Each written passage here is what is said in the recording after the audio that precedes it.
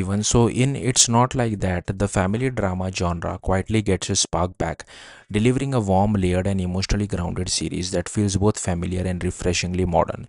Across its opening episode, the show reminds viewer why family dramas once dominated television schedules, not because they were flashy or high concept, but because they reflected life in all its messy, complicated, and deeply human form.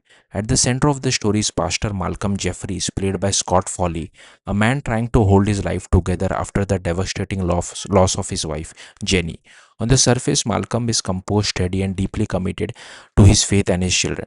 But underneath that calm exterior is a man quietly unraveling, struggling to navigate grief while still being the emotional anchor everyone else depends on. That contrast becomes one of the show's most compelling emotional threads, especially as his own son begins to question where Malcolm goes when he needs support.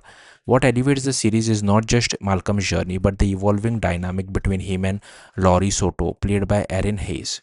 Laurie, Jenny's best friend and now a central figure in Malcolm's life, forms an unexpectedly natural bond with him as they both try to rebuild after loss and divorce.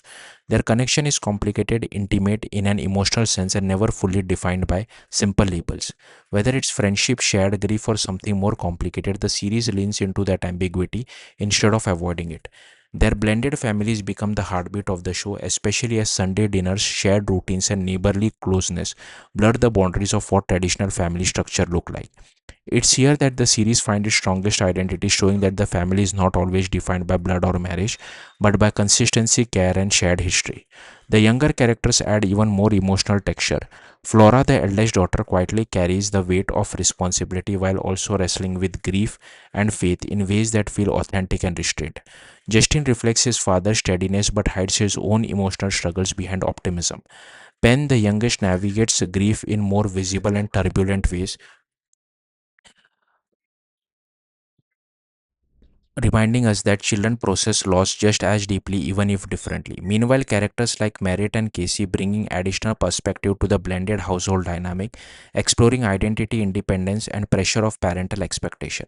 What makes It's Not Like That stand out is its commitment to emotional realism.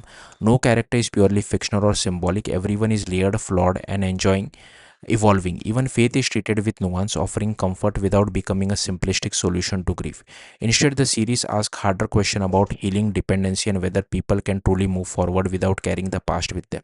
At times, the pacing feels fast, almost rushing through emotional beats and exposition to establish its world quickly. But that urgency also reflects the nature of the character's life, messy, overlapping, and constantly in motion. The show doesn't wait for everything to settle before pulling viewers deeper into its emotional core. By the end of this opening episode, It's Not Like That succeeds in doing something quietly powerful. It doesn't reinvent the family drama, but it revives it with sincerity, warmth, and emotional honesty. It reminds us that life rarely fits into clean narratives and that sometimes the most meaningful stories are the ones that simply reflect how complicated being a family really is. Thank you for watching. Bye.